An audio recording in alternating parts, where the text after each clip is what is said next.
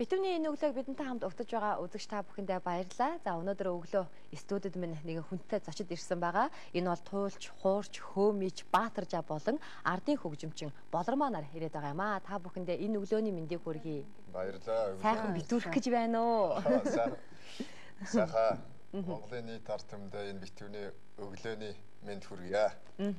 Тэгэхээр Ховд аймгийн Дууд сумын хүмүүсээ уугуулаа гэж сонссон. Тэгэхээр Урианхай ястан гэсэн үг тийм үү? Урианхай ясны хувьд бас битүүлэх ёс болон шинэлэх ёс нь бас ямар байдаг юм талаараас энэ яриагаа эхлүүлье. За тэгээ. Урианхайчууд битүүлэхтэй бол ер нь монголчуудын битүүнтэй адилхан тэнд их өөр юм байхгүй. Шагаа чөмөг цохин. За шиний нэгний өглөө болохоор харин жаахан өрмөц байдаг.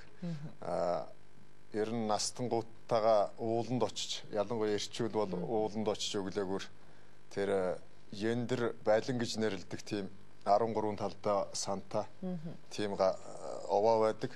Одоо гэрийн зүүн урд зүгт өндөр уулын наадлын бэлд байдаг. Тэрийгэ битүүний өдөр засах ажил бол хамгийн чухал хүндтэй ажил гэж үздэг. Тэрийгэ очиж цэвэрлэдэг, сангаа сэргээдэг, маргааш өглөө эрт нар мандахаас өмнө тэнд очдог. Тэгээ тэр битүүний өглөө 80 настай хүн, 80 хэдтэй хүн одоо тэр хүндээ эхлээ хүндэтгэл үзүүлээд зоолгохын өмнө нөгөө шар халзуу хоньны өвчүү шүүсийг тэр 13 санта тэр яндэр дээр тэнгэрт өргөж тэр жилээ даатгах.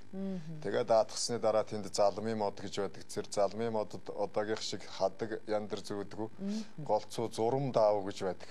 9 өнгийн зурам даав зүүж тэгээ тэр сайхан ёслол эхэлдэг. Тэгээ тэр тэнгэрт өргөсөн шар халзуу хоньны өвчүү бол өөрөөр хэлбэл тэр жилдээ өргөж байгаа бодийн одоо шүүсийг орлдог. Тэгээ тэнд бас хээрийн идэ гэж аваачдаг. Хээрийн идэг бол өргөх газар нь өргөөд үлдсний гэр дотор хүмүүс тэр шинийн 15-ны дотор хүртэ зоогддог. Хээрийн галаас бас галаа тасалж гэрийн галтаа авчирдаг.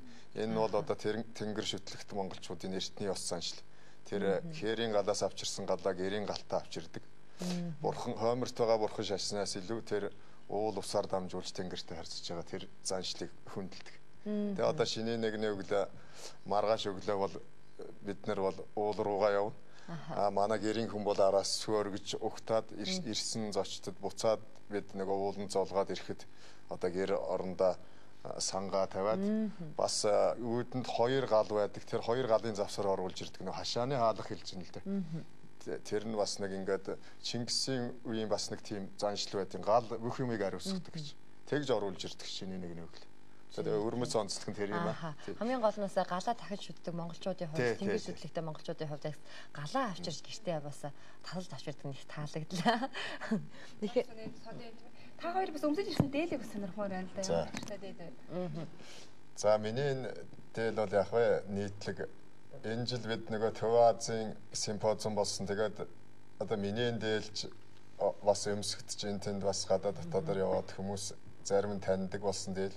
Харин малгааны хувьд нэг юм өөрчлөгдсөн. Энэ нь юу гэхээр Монгол туул дэлхийн ЮНЕСКОд орсонтой холбоотойгоор энэ малгаад нэг цөөхөн Монголд одоо нэг цөөхөн хэдэн туулж байгаа. Энэ туулчдаа нөгөө нэг төрийн титэм гэж юм өгсөн. За энэ төрийн титэм туулж тэгээд за ийм юм нэмэгдсэн байгаа. Урианхай үндэсний цагаан дээлтэй би одоо хаасаагүй оролцдог. Тэгээд энэ удаад болохоор энэ хувцастайгаа ирлээ. Энэ яг 13 дугаар зууны монголчуудын тэр төвстэй тийм хувцас. Манай хүний дээл болохоор Эвийн голын урианхайчуудад бид нэр 12-3 жилийн өмнө очиж урагдж очижсэн. Эвийн голын урианхайчууд гэдэг маань Алтан нуруугаар 2 хуваагдсан Шинжааны урианхайчууд. Тэр урианхайчууд яасан гэхээр ерөөсөө тэр газар нутагтайгаа Шинжааны нутагт нэг шөнөл яваад орцсон гэсэн үг. Тэгээд тэнд бас сайхан ёс заншлын соёл бүх юм тэр улсууд одоо ах トゥ 2 байлаа гэт нэг нь тэнд адууга хайж яваад тийшээ таслагтаад орцсон. Тэгээд тэр монголчууд өвөрмөц хувцас болохоор энэ Шинжааны урианхай сэвгэрийн хувцас. Тэгээд энэ яа тэгэхээр тэр Алтан нурууны мод ихтэй тал нь цааталт орцсон юм л дээ. Тэгэхээр модгүй талд нь бид нар байдаг. Модтой талынх нь одоо сэвгэр эмэгтэй хүмүүсийн хувцас, ийм хувцас байт. Тэгээд бас жаахан өвөрмөц байх болов гэдэг өмсөд ирсэн. Тэгэхээр та сая Төв Азийн симпозиум гэдэг ярьлаа. Энд бас амжилттай оролцоод ирсэн гэж дуулсан тийм ээ. Эндээ бас туйл цуураараа оролцсон уу? Тийм. Төв Азийн туйлын симпозиум болохоор энэ зүүн Монголд болж зохиогдсон. 15 жилд нэг удаа зохиогдож байгаа бас нийтдээ 140 гаруй одоо зочин төлөөлөгч тэгээд ингээд ирсэн бас сайхан том симпозиум 3-4 өдөр үргэлжилсэн. Энэ нь одоо бас дэлхийн соёлын том үнэтэй өв туул дээр үед одоо гэрийн чатар байсан гэдэгтэйгээ ч холбоотой юм. Ер нь маш их том зан үйлийг багтаасан ийм сайхан соёл учраас энэ их олон өдөр үргэлжилж сайхан болсон. Тэрний өмнө болохоор Америкийн нэгдсэн улсын Харвард их сургуульд бас энэ Монгол ёс заншилтайгаа холбоотой бас нэг сар орчим тэнд ажиллаж өргөдөж очиж лекц уншиж энэ өв соёлоо өөрөө үлсэн бас нэг хэдэн өв байгаа түүл, цуур, хөөми одоо энэ эртний хөгжмөттэй холбоотой өв соёлоороо тэнд бас хэд хэдэн хотуудаар цаашаа бас ингээд яваад Монгол соёлоо сурталчлаад явж байна. Таны хувьд бас яг одоо 30 гаруй жилээс туйл хайж байгаа гэсэн таны аав ч бас туйлчин байсан гэсэн. Ер нь бас анх бас туйл хайж исэн үеэс бас дурсал. Анх туйлыг бол миний төрсөн тэр бага цаг 70 хэд он бол нөгөө том туйлчд, натур туйлчдын голом тасраагүй тийм үе байсан. Тэгээд ардын туйлч Сүхийн Чөөсрөн гэдэг хүнийг манай их авчирдаг байсан. Бид бас садан төрлийн холбоотой. Тэгээд тэр хүнийг залж авчирч туул хайлуулна, өөрөө туул хайлна. Тэгээд би тэр өвлийн шөнийн уртад нөгөө өөхөн дэнгийн гэрэлд 3-5 шөн хайлдаг тэр Баатарлагийн их туульсыг унтан болсон байж сурсан. Тэгээд хүүхэд насны юм болохоор ер нь мартагддаггүй. Тэгээд яг хуу завсар нь 80-аад онд бол сургууль соёлын мөрхөөж би бас нэг 10 хэдэн жил завсардаад ардчлаас хойш би бас энэ соёлыг ер нь дэлхийн нийтэд хүргэж хийдэ энэ мундаг том соёл Төв Азийн өндөрлөгийн энэ том улс гүрний энэ эртний соёлыг хүргэе гэсэн үүднээс бас одоо өөрийнхөө амьдралын нэг хэсгийг энд зөрүүлээд ингээд явж байгаа. Тэгэхээр залгуутын яснаас бас нэг юм асуумаар байна л да. Одоо ахмад насныхаа хүндлэх бол Монгол төмний маань хамгийн одоо дээд зүйл байдаг. Яг тэр ахмад насны дээрээ очиж залгаж тийм ээ мэндийг нь мэдээж тэр тухайн жилдээ онд мэнд орсныг нь асууж тийм ээ. Одоо тэр хүнийхээ биеийг бас асууж одоо юу гэдэг тийм яс байдаг шүү дээ тий. Тэгэхээр урийнхаа ясны хувьд ахмад наснуудаа үзүүлэх одоо цагаан сарын хүндлэлээс гадна одоо ямар одоо хүндлэлүүд байдаг юм бол? За ахмад насны хүндэлдэг энэ Монгол сайхан уламжлал бол үнэхээр гайхамшигтай. Тэгээд ер нь уранхаачууд чинь Чингисийн үед нөгөө өрлөг зээлэм Сүбэдэ гэдэг улсууд бас одоо шадрууд нь байсан шүү дээ. Тийм ч учраас ах зах наснаа их хүндэтгдэг. Ах зах насныг мэдээж одоо тэр гар доороос нь ингэж дээш дэмжих маягаар очиж зоолгоно. За тэрнээс гадна ах зах насны хажууд ярих яриа хүртэл хүмүүс цэгэнж очиж ярьдаг. За ах зах настантайгаа бол ер нь монголчууд бол Чингисийн үед бол намар голцоо газрын шим, байгалийн шим, усны шим одоо малын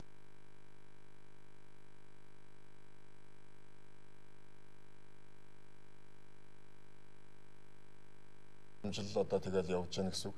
Тэр уулын ус савдгаар дамжуулж тэндээ очиж тэр уул усны савдгийг дуудаж энэ эртний хүннүүгийн модон цувраа үлээж болно. Алтаа магтаалаа айлхад тэр алтаа хангаа хөвчин уул усны ан амьтад тэнд ирж хурамжуулдаг. Тэр цагдор ёсолдог. Өөрөөр хэлбэл тэр цаг үед л тэр сайхан хүмүүстэйгээ ингээд одоо 90 настай хүн байлаа гэхэд дараачих нь 87 та хүн очиж зоолох жишээ нь. 80 ингээ насны дараа ингээд жагсаад цагаан эсхийн дээр суучдаг. Айл болгон бэлтгэлтэй очдог. Тэр их сайхан ёс байдаг. Ширээ засах. Тэр хэри идэ гэж аваачдаг гэсэн шүү дээ. Тэр хэри идэнээс бүгд амсан. Тэр хэри идэнд угаасаа бүх идэ очсон байдаг. Тэгээ тэрийгээ эхлээд хангаад дэлхийдээ сайхан өргөдгийг өргөд тэр үлдсэн тэнд улсуудаа мэдээж хээрийн цай уулгаад тэгэл дараа нь үлдсэн гэртээ галгууламтан дотроо аваач хэрэгэлдэг л байсан. Тэгэхээр Монгол үндэсний хөгжим зэмсгийн талаар бас асуумаар санагдаж байна тийм ээ. Энд бас урлагийн хүмүүс тийм ээ Монголын үндэсний хөгжмийг урлагийг тэр ёс уламжлалыг бас хойч үедээ үлдээхээр өвлүүлэхээр ажиллаж байгаа хүмүүс байгаа учраас за Монгол үндэсний хөгжим маань юугаараа онцлогтой байдیں۔ Тийм ээ.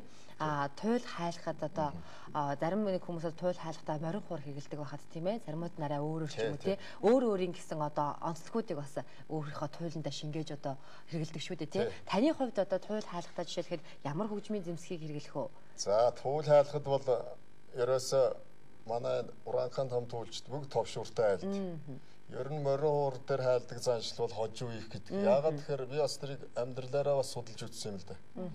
Хоёроос дээшөнд ингээд товшуур барай суухт хүртэл энэ гар ингээд шөрөмсөн бараг татах шахам их удаан хугацаагаар сууж байгаа шүү дээ. Тэгээ чангараад ирдэг. Тэгтэл одоо жишээ нь морин хууртаа ингэж хоёр талдаа савчиж ингэж туул хайлна гэх юм бол бүр хүнд. Нэг дуу дуулахт ч л одоо 5 дуу дуулахтаа тэнцэх тийм хүч шаарддаг. Тэгтэл туул хайлна гэдэг бол шөнжингөө хөмилж яах гэсэн үг. Тэгэхээр нөгөө туул товшуур ингээд өхөмө зэрэгцүүлээд хийж явах тэр үед бол одоо ингээд хуур ингэж байнгын ингэж татаад ингэх бол нэг сайндаа заа нэг хүн бол нэг 2 цаг 3 цаг бол явах л байх. Тэрнээс дээш бол хэцүү. За дээр үед манай уранхай товшуур эннээс ахархан байсан. Тэр бас нэг биеийн онцлогтой бол тэр их бодолцож шалгарч гарч ирсэн юм болов гэж боддог. Одоо сүүлд бас ингээд бид нэр одоо гадаад дотоодын соёлоо гаргахын тулд дууны царыг нэмэх гээд эндээсээ ишээ хөлөөлөд энэ уртсаад байна. За хуучин манай товшуурууд бол энэ дээр гал толгойтой, усны чандман толгойтой, цацал толгойтой гэж 3 янз байсан. Тэгээс сүүлд яг манай урлаачд нөгөө алта магтаалын үгээр л бас өөрчлөлөөд нэмэгдээд байгаа. Одоо хун толгойтой ч гэдэг юм уу, янгар толгойтой, аргал янгар явж байдаг гэдгийг тэр үгээр л нэмэгдээд байх шиг байна. Бадарч ахаас нэг юм асуу. Ер нь туйл хайлах хүнийг одоо цаанаасаа сонгод юм уу? Эсвэл ер нь тэд наснаас эхэлж туйл хайлах хэрэгтэй гэж байд юм уу? Яад юм бол? Туйл хайлах урлагийг бол ерөөсөө л гэрээ сургалтаар дамжиж ирсэн. Голцон удам дамжсан дуулч дүр хөвгтөө гэдэг байсан. Одоо хожуу бол яах вэ? Монголчуудыг бид одоо жишээ нь энэ нийт монголчуудаа бас хэлэхэд бол энэ сайхан соёлоо хаан соёлоо сэргээхийн тулд бас сайхан дуу хоолой сайтай тэгээд тэсвэр төвчээртэй соёлоо хөндлөлтөх хөгтүүдийг одоо би жишээ нь шав аваад цааш сурахад бас өөрөө бэлэн байгаа. Одоо шавгүй байгаа юм та? Шав байгаа л да. Тэгэхдээ нэмж мэдээж энэ зөвхөн баруун аймагт л одоо энэ түүл гэдэг юм байгаа ш нэг жаа. Тэрийг Монгол үндэстэн ялангуяа Монгол улс дотроо ингээд сайхан хөгжүүлэх асуудал. Төр засгаас ч гэсэн энэ тал дээр одоо манай соёлын яам нэлээд дэмжиж байгаа. Тэгэхээр бас Балармаа танаас нэг юм асуумаар байна. Ягаад тэгэхээр Монголын үндэсний хөгжим тэр дундаа бас нуман хуурыг тоглодог. Тэгээд аман одоо дамаар тоглодог бас хэд хэдэн хууруудыг тоглодог юм байлээ. Тэгэхээр нуман хуурын онцлог, нуман хуурыг бол би бол анх удаага харсан л да. Анх удаага харж үзэж байна. Тэгэхээр энэ нуман хуур маань ямар онцлогтой байдیں۔ Тэ дууралт нь бас яаж дуурдана. Би дуурахыг одоо сонсоог одоо сонсно гэж итгэж байна, найдаж байна. Тэгэхээр нуман хуурын онцлогийн талаар та ярихгүй юу? За. Ярьж байгаа гэлж. За би нуман хуурын талаар хэлэхэд нуман хуур хөгжим маань болохоор бас урианхай хөгжим байгаа, хуучны хөгжим. Ном сумнаас гаралтаа, ном сумны хэлбэртэй учраас нуман хуур гэж нэрлсэн байгаа. Тэгээ энэ хөгжим маань болохоор уянгалах сайхан дуу аваатай. Дээр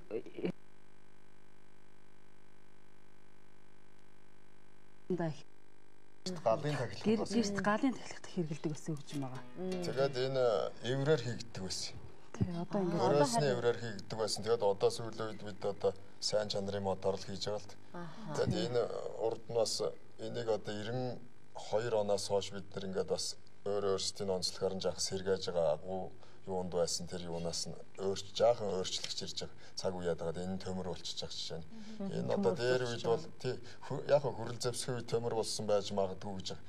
Бүр их дэше бол малын өлөн гэц боловсруулж энэ хэлнийхэн дүү гаргадаг байсан юм байна. Балармагчийн хувьд ер нь одоо хүүхэд багаас ер нь тоглож эхэлсэн үү эсвэл уламжилж ирсэн үү ер нь яасан бэ? Миний хувьд тэгвэл би сүүлийн нэг 10 хэдэн жил энэ багштай шээ ороод энэ номон хуур, төмөр хуур, хусан хуур, чашиг гэдэг нэг хөгжим байгаа. Дээр нь нэмэгдээд казакын домбор хөгжмийг тоглож сурсан. Тэгээд энэ 5 хөгжмөөрөө бас гадаадын бас хэд хэдэн оронд очиж фестивал янз бүрийн арга хэмжээнд зөндөө хөрөлдсөн Монголдоо ч гэсэн. Тэгэхээр Монголын үндэсний хөгжмүүдийн хувьд хоорондын хоршлын хувьд ямар байд юм болоо? Хооронд одоо хоршоод нийлэх үү? Одоо шиг номон хуур төвчлөртөөр нийлэх үү? Болно бас ингээд хоршиж болно, дангаар нь утх мөн чанарын гаргыг бол дангаар нь тоглох их зүгээр үү. Тус тусдаа онцлогтой учраас. Өөрсдийн гэсэн онцлогтой учраас өөрсдийн гэсэн авиадуудтай хоршиж бас болдог. Номон хуур хөгжмийн бас онцлог бас сонсвол тийм ээ. За нэг дууг нөгөө. За би номон хуур хөгжмийнхаа аялгыг тоглож сонирхолтой.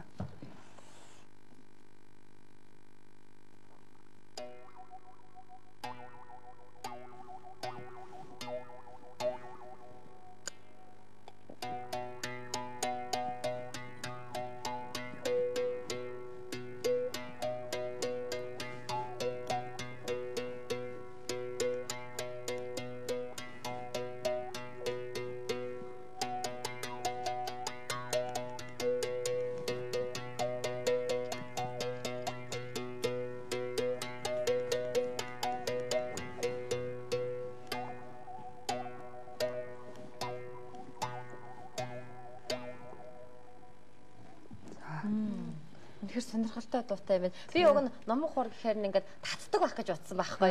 Чинь ингээд товшиж тагладаг юм байна тийм ээ. Би анх харчаад за энэ яах аргагүй хуур ингээд таттгэл юм байна да гэж харсан байхгүй.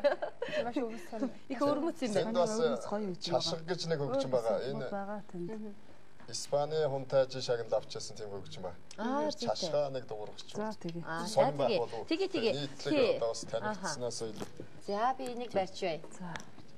За аль хөгжим чи ямар сайн чашиг хөгжмөө тоглолт.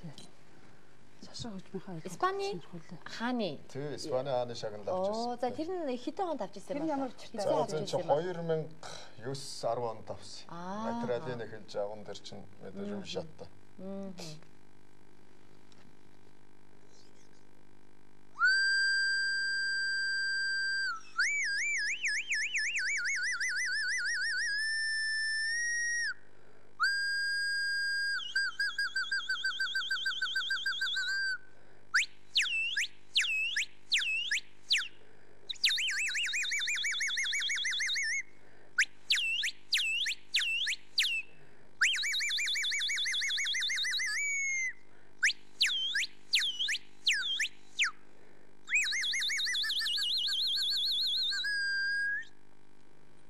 Шуудын жиргээ шиг сонсож байна тийм ээ. Байгальтай яг ойн дотор ингээд орсон шууд жиргээ хүн амармаар юм шиг тийм гоё мэдрэмж төрүүлж байна тийм.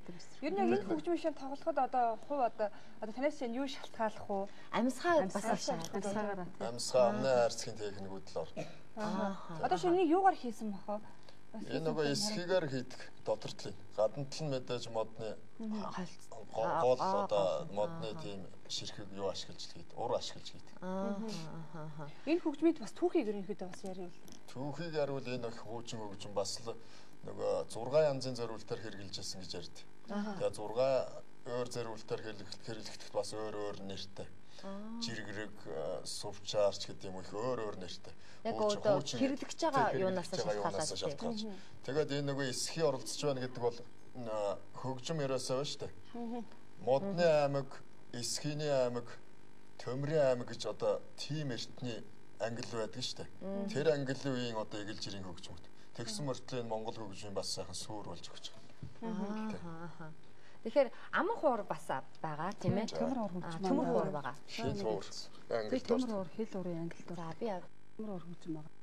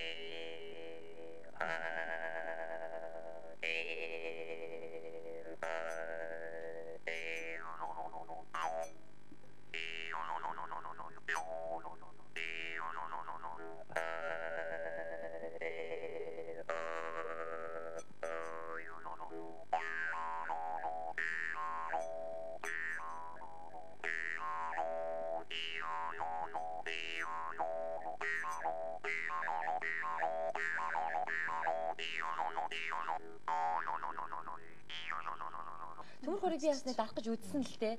Тэгээд энэ шүдний энэ завсраар ингэж гаруулад шүдээрээ ингэж хагас авчих маягтай. Тэгсээр нэ шүдээ оруулахгүйгээ. Би тэгээ ингэж яасан чи мих дээрээс дуурахгүйсэн байна. Ерөөсө дуурч алдаггүй. Тэгээ гол очинд юундаа юм. Тийм. Юу мэдхгүй яг юундаа ч байгааг нь ямар ч байсан ингэ дуурахад айгүй хэцүү юм байлээ. Би уг нь эхлээ ингэ харахад хүнд ингэ харахад маш амарх юм шиг харагддаг байхгүй тийм. Амархаа ингээл амныхаа хаарцгаар ингээл тоглолцох юм шиг тий. Надад яг анх санагдахт нь тгий санагдсан байхгүй. Тэг яг өөрөө дараад үзэр айгүй хэцүү юм байлээ. Тэр одоо гол одоо аваа гаргаж байгаа юу нь одоо ямар техник байна тэр нь. Тэр бол ерөөсөө л шүдэн дээрээ тавьж байгаа тоглоно. Энийг ч одоо голцсон манай бөөнөр дэх хэрэглэгт жирсэн хөгжим шүү дээ. Тэгээд энэ хөгжим яа тэгэхээр юм харахад эгэл жирийн мөртлөө тэр холын тэнгэрүүдийг гар утас шиг тийм хурдан татаж авчирдаг учраас бөөд хамгийн хурдан туслах одоо ийм хөлөг хөгжмийн замсаг. Тийм учраас онгодоор татж сурдаг бөөнөр байна. Жирийн хүмүүс сурахт бол ерөөсөө тэр шүдэн дээрээ сайхан жиг тавьж өгөх хэрэгтэй байна. Тэгэхээр чимээнд л одоо ирдэг гэсэн үг шүү дээ. Хүнд л одоо нэгсэндээ нэг увдас шингэсэн байна л гэж ойлгох. Тий, нөгөө амилсан хуур гэж байна. Тэгээд тэр нөгөө энэ интонацаар тэр холын тэнгэрүүд л тэгж сайхан ирдэг. Энэ догцсон юм аялгүй байд юм уу? Эсвэл янз бүрийг одоо орж ирдэг зарим үед. Тэгээд энэ хөгжим хамгийн сайн хөгжсөн газар бол дэлхийд дээр 130 орондын хил хуур тарцсан байдаг. Хамгийн сайн хөгжсөн голомт гэх юм бол мэдээж Төв Азийн монголчууд Якутт маш өндөр хэмжээнд хөгжсөн. Якутт ийм хөгжмийн тусгай чуулга байдаг. Тэгээд бид бас нэг 2 удаа Якутт тэр тийм тэмцээнд очиж оролцож үзчихсэн. Одоо манад бас сайхан шинэ урчууд гарч ирж байгаа. Манад одоо Саяна гэж нэг сайн одоо тийм уран дархан залуу гарч ирсэн. Тэр одоо ер нь дэлхийн төвшөндөө хүлж хийж байгаа. Би одоо Саянагийнхаа тэр хуурыг бас энэ тэнд явахдаа сайхан сурталчилж явж эхэлж байгаа. Тэгэхээр бас туйлч цуурч хүн ирснийхаас таны бас урамтай лээс тийм ээ. Яг туйл сонсох уу юу? За энэ товшуур ойрхон байгаа юм чи нэг туулын эхлэлээс би нэг хайрж өгье гэж бодож байна. Та бас хамгийн анх сурж исэн бас туйлын талаас ярил. Тэгээд хамгийн анх тэр нь ярьсан учраас яг тэр нөө сэтгэлээс гардггүй гэдэг хэлсэн шүү дээ тийм ээ. Миний анхны хайлж сурсан богино туул болохоор Алта Мактал чинь өгтөл туул гэж ярьдаг. Алта Мактал их л сурсан. Алта Мактал бүрээ ихээр бол 2 цаг гарan хэлэгддэг. За тэгээд дараа нь хамгийн сайхан туул бол Аргил цагаан өвгөн, Баян цагаан өвгөн гэж буян хишиг дуудсан тийм өвгчүүлийн туул байдаг. Тэгээд би Аргил цагаан өвгөн, Баян цагаан өвгөн гэдгийн туулынхаа одоо аль нэгийг та нарт хайлж өгөх гэж бодож байна.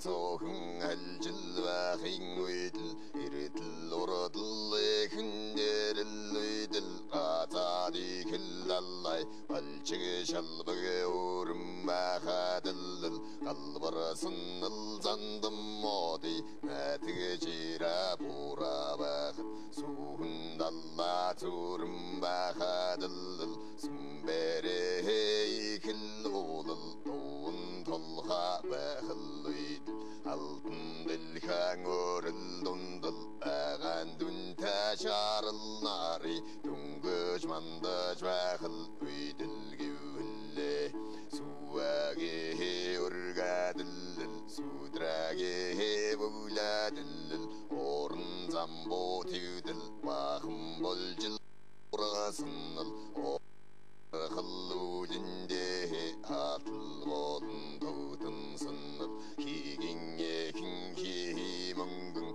Хугинге хинху мөнгін Ирига дұрдығы иртілуға Тура дұрдығы тұртылуға Илсім бөріге ағын отығы тақыл Бәді гүлләду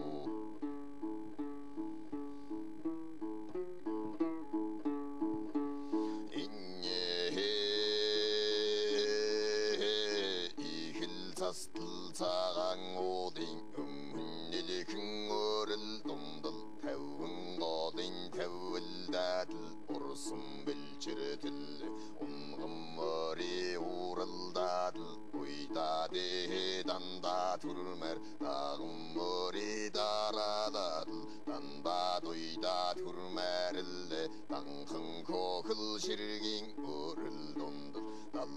남은 терим тахын толлан зуун үнне тахын шингэл алтын бүсэ тахын шижирэ мөнгөндэ бір тахын хаан цагаан үргэгэ бір жил байгуусын учир түүхэл иннэл биллэду хаан сайхан үргэнэ барум талли мараги батлан дүннин хурагадл баралли русин арсар хоче жутагадл вад хомр таадим бараги хотадлла хурагадл хөн торгын хивсар хоче жутагадл вад Түнәдетіл талдыл очың хойыры күлті хаң алтын сынти тәуәді қымбадық Майың хойыры күлті наутыры зандың орыл тәуәді қылбадық Мимгім болғын күнжіл өтіл қолаты қымбадық Көріл чүллун тоды тұллаты қымбадық Көрің ұллаң алыл батыраты қымбадық Батыл дүрвін зандым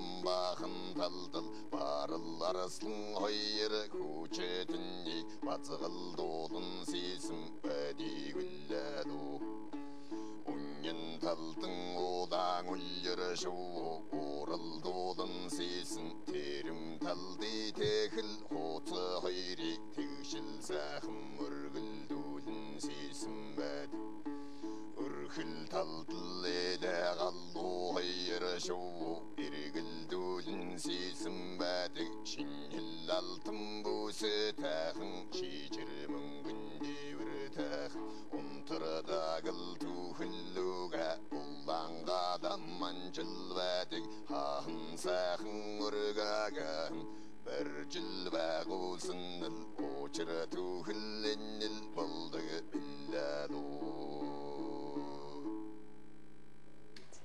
Жия баярлалаа. За энд бас Энд бас нэг содон сонин хөгжим. Өнөөдөр бас Монгол үндэсний тийм ээ эртний энэ хөгжмүүдийг бас танилцуулж байгаа юм гэдгээрээ сонслог байж байна. Энэ ямар хөгжим лээ? За энэ хөгжим бол монголчуудын хамгийн эртний хөгжим. Ааха. Энэ одоо бидний мэдж байгаагаар бол хүннэг өрөнтэй холбоотой тайлбарладаг. Яг уу бичиг зохиол их сурвалжууд үйлсэн хүннэгийн хөгжим. Тэгсэн мөртлөө энэ хөгжим бол нэг бидний бодож байгаагаар бол нэг 10-20 мянган жилийн өмнөх хөгжим гэж боддог. Тэгэд энэ хөгжим яг уу одоо хийцэн мэдээж бид янз бүрээр хийгээд авчирж байгаа модоор л хийдэг болцсон. Тэгээд энэ алтан цаад одоо тэр эвийн голын монголчууд манай алтан нурууны тэр монголчууд болохоор хээр одоо бас нэг тийм модлог ургамал байдаг. Тэрийг одоо намар сайхан модшгаар нь 3 цоолоод энэ хөгжмийг хийдэг. Тэрнээс гадна гэрийн үннийхээ сайхан хуурай модоор манай монголчууд энэ хөгжмийг хон хариулж явахдаа ингэж уралж хийдэг байсан. Энэ хөгжмийн хамгийн гоё давуу тал нь юундаа байна? Эртний шинжин юундаа байна гэхээр энэ 3хан нөхтэй байдаг. Энэ хөгжмийг одоо сүүлийн үед хүмүүс харин өөрчлөөд 4-5 нөхтэй болгож гоё дуурах гэдэг. Тэгтэл энэ 3 нөх маань яриасаа тэр 2-3 мянган жилийн өмнөх дүү авааг л хадгалж ирж байгаагаар л гайхамшигтай байна. Тэгээ 3 нөхөр нь манай монголчууд болцсон бидний шавнар энийг одоо хэрглэж Монголда дуу авааг нь гаргаж байна. Мэдээж хүн төрөлхтний соёлын өвд орсон ийм сайхан хөгжим. За энэ 3хан нөхөр тийм ээ тэр олон авиаг гаргана гэдэг бас их сонирхол санагдаж байна л да. Хамгийн гол нь тэр одоо бид нар 7 их шиг 7 нот гэж ярьдаг шүү дээ тий. Энэ одоо авилахыг яаж энэ 3хан юмд багтаагаад байна тэр л их сонирм байна. Тий энэ хөгжим их онцлогтой. Энэ бол лимбтэй хүмүүс их андуурдаг лимб. Бол бараг нарийн арвал манай урд нь анхаад гаралдын ус сууч их байгаа шүү дээ. Тэгтэл лимбнээс энэ тэс өөр. Ягаад тэгэхээр энэ хөгжим ингэж босоо үлээгдэг бол лимб бол ингэж хэвтэй үлээгдэг. Лимбэнд их чадал орохгүй. Энийг үлээхт бол бас л сайхан хүн нөгөө цаана биенээсээ гаргадаг хөөмийн иш урсж орж байгаа. Багал зургийн хөөмийн урсж иш орж байгаа. Тийм учраас энэ хөгжим бол үн цэн их өндөрсөө өчж байгаа. Тэгээд тэр 3хан нөх хамгийн гол нь 10 хэдхэн ая. Задрахаараа нэг 30-40 ая болдог. Тэр 10 хэдэн ая гэдэг маань нөгөө Алтан 13 уул устгайг холбоотой гэж боддог. Тэгээ тэр 13 аяыг л голцоо энэ дээр тоглож авч ирж байсан. Тэгээ дараа нь тэр хоолойн цуур гэж хөөмийг нэрлэдэг байсан. Тэр хоолойн цууранд ч гэсэн тэр 13 ая давтагддаг. Ихэл хөгжим, товшуур хөгжим дээр тэр 13 ая давтагдж ирж байсан учраас энэ бас монголчуудын соёлын бас нэг тийм нууцын код байх юм энэ дотор. Тэр 13 аяны тухай би одоо сүүлийн хэдэн жилийн тэнд олон лекц уншиж байгаа. Энэ жил бас нэг цуурын нэг энд Монголд нэг сайхан том симпозиум боллоо, цуурын зориулагдсан. Тэнд би бас тэр энэ туул цуур, хөөми гурвын гарал үүсэл харилцаа холбооны харилцаа хамаарлын тухай тийм нэг лекц уншсан. Тэр болохоор ерөөсөө миний амьдралаар ингээд нотлогдсон. Өөрөөр хэлбэл судлаач хүн нэг өөр гаднаас харж бичдэг. А бид нар болохоор дотор биеэрээ баг махаараа мэдэрнэ гэдэг шиг. Тэгж өөрийнхөө энэ хоолоо, энэ уушгины багтаамж бүх юм араад ингэж харьцуулж судалж байгаа. За одоо сүүлийн үед яг вэ гадна дотноос одоо Швейцараас одоо Моцартын нутгаас ирж энэ хөгжмийг судалж байна. Германаас ирж судалж байна. Их жишээний дэлхийн бас сайхан хөгжим судлаачид энийг судалж манай говьд очиж үлээл гэж үзэж байна. Хангаад очдог ч юм уу. Ингээ сайхан судалж ирж байгаа. Энэ бас Монгол энэ сайхан эртний соёл маань ингээд гадаадд бас үнэхээр энэ юугаараа брэнд болох болов уу гэж бас бодож явдаг. Тий. Энэ бас их шигийн сонсомоор санагдаад байна. Их сонирхолтой юм шиг байна. За би нэг богино хоон дуурай.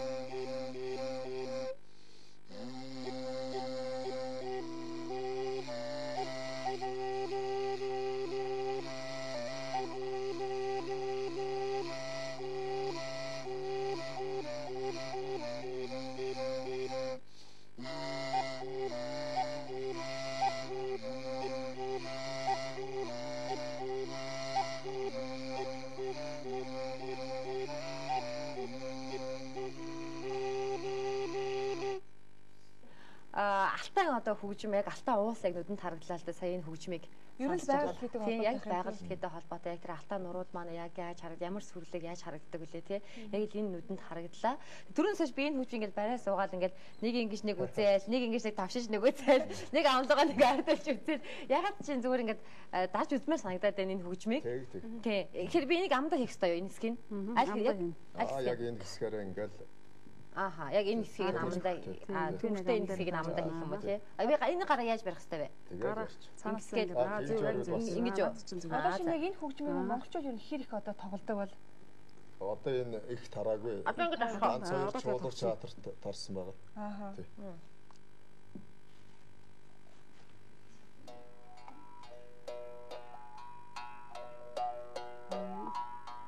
Зөв ирээдүй. болж болж байна тий. Монголчууд их авьяаслаг усууд шүү дээ. Юмыг нэг хурдан сурдаг. Юмыг их хурдан сурдаг. Хурдан сурдаг. наа чи их сонин гоё Их юм гоё ингээд сонсохоос нэг юу байхгүй тоглохгүй байгаа түгээмэл биш. Харин түгээмэл биш болохоор л миний сонирхлыг татсан Басна сонирхол татсан сонин хөгжим байгаа. Ер нь энэ хөгжмүүд бас дэлгэрүүлээ тийм ээ. Монголчууд манаас бүгд бас үндснийхээ сайхан хөгжмүүдээр тоглодог болчиход байгаа. Энэ чинь бас нэг сайхан тийм гадаад дотоод ч юм уу сар сюрприз болж өгдөг. Одоо нэгийг лаваачихтал одоо нэг найр наадам хөгжөөнтэй болно шүү дээ. Одоо нэг сайхан хурлын юм ч юм уу. Заавал найр наадам биш нэг сайхан оюунлаг хүмүүс цуглардсан байж хат. Энийг аваачаад ургуул одоо заавал урлагийн хүмүүс гэх юм байхгүй шүү дээ. Өөртөө тэрийгээ нарийгаа хөгж өгөөд тийм ээ. Хүн болон гэртээ ийм одоо хөгжим хийгээд байлгах уу боломжтой. Боломж байгаа шүү дээ. Өртөө өндрүүд бол гайгүй байдаг. Гайгүй шүү дээ. Бас нэг сонирхолтой хөгжим байгаад байгаа. Энэ чулуу. Би зүгээр энийг ингээд харж байгаад ингээд хүний дүрстэй байна л да. Хамар байна, нүд амгаа яг л ингээд хүний дүрстэй. За энийгээрээ дээлээрээ үлээдэг юм шиг байна да ямар ч байсан тийм. Хүний дүрстэй л харагдаж байна. За яг энэ хөгжим одоо за би барьж бай. Ер нь Монголд ганц л хөг байгаа хөгжим. Энэ ямар хөгжим гэхээр дуудар гэдэг нэртэй хөгжим, ураахай хөгжим. Тэгэд энэ хөгжмийг бас л тэр уул усанд их хэрэгэлдэг.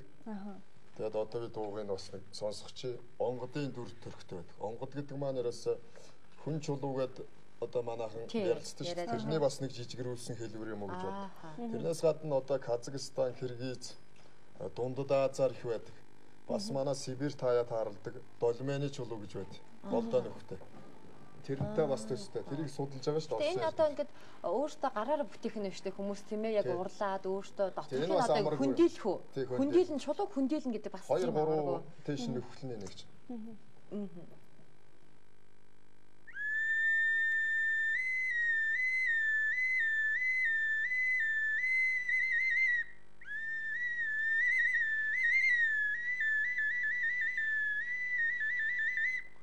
Амар нөгөө тарангуй шугамны зад гэж болохоор элэ ингэж нэг дуурдаг шүү дээ.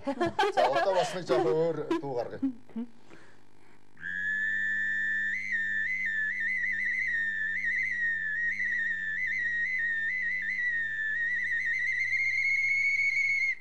Энэ болохоор давхар дууралтай. Тийм байна. Энэ ингээд нөгөө нэг хоолойныхын техникүүд нь өөр өөр байгаа юм л да. Та эхлээд зүгээр ингээд нөгөө нарийн хэсгсэн тий хоолоо оролцохгүй байсан бол дараагийнхтэр нөгөө багалзуураа оролцуулаад эхэлж дээ тий хоолоо оролцуулаад эхэлж дээ тий. Тэгээ яг ямар аваа гаргахаасаа шалтгаалаад одоо тэр хоолойныхаа тэр техникүүдийг өөрчлөөд байна шүү дээ тийм ээ.